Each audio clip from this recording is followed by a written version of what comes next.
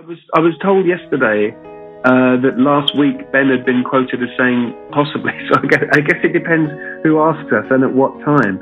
Okay. Funnily enough, I had a dream. Yeah, I did have a dream about doing Sherlock last night. Okay. I dreamt I was back on the set of Sherlock in a very strange setup. Romeo and Juliet. You know Martin would look very pretty in a little blonde wig. I can pretend to be a lot of things with some degree of authenticity. We've been in a relationship for about 5 years now, since we first met on the set of Sherlock. Benedict said he never wanted to give up doing Sherlock. Is it the same for you? Yeah.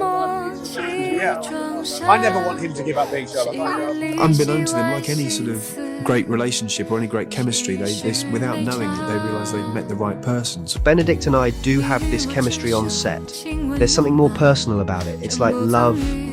Oh God, why did I phrase it that way? Martin Freeman.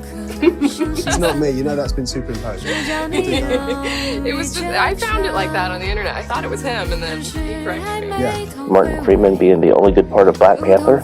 What? This is a weird thing to say to someone you just met. But I didn't say that. Are you and Benedict busy in the same big Yeah, movies? same universe, yeah. Nice, yeah. We might bump into each other. I like Ben and I respect him. We have chemistry that even we don't control, I think, you know. It's now weird because this story's been told so many times by so many people. It's like, and Brian Epstein went down into the cupboard and there were these 4 Liverpool lads and the rest was history. Just don't tell him anything about the way he looks, what he's dressed like, how his acting is superlative, how his comic timing is on parade. Just don't say any of that. Just keep it really humble with him. I got it. He's a little guy, but he has a huge burgeoning ego as well. So. Benedict Cumberbatch playing Sherlock. Martin Freeman played what? I know him and Martin Freeman were tight for a while. He's striking, he's got a great voice, he's got good physicality, looks good in a suit, you know.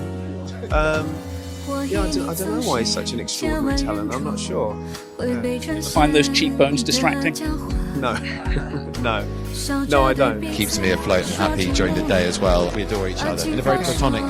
Oh yes, let's make that clear. Yeah, you know. The hottest ticket in London at the moment is Benedict Cumberbatch in Hamlet. Have you managed to get a ticket? Yes, I went the other night. Did you have to pay? Or?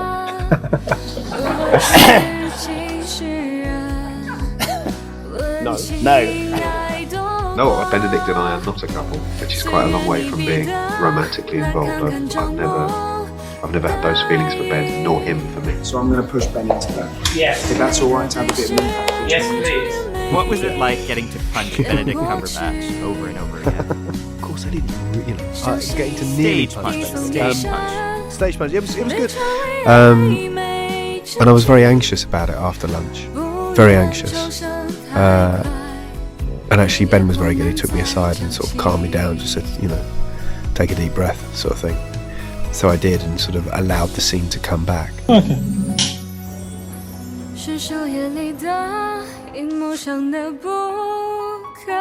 For the very best of times, John. I'm so deep in character. I don't know where I begin and John ends. I had a little sense of call me by your name. I had a beautiful, strange voice and I'm heartbroken. Well, including the pilot, the last 7 years of my life. You know, we did the pilot in 2009. It's opened doors for me. I've made friends on it. It's been often imitated. I would argue never equalled. But I think it's a really good show. That if I wasn't in, I'd be annoyed that I wasn't in it, and I'd want to be in it.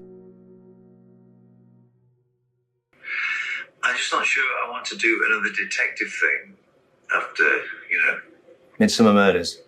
Sherlock. Oh.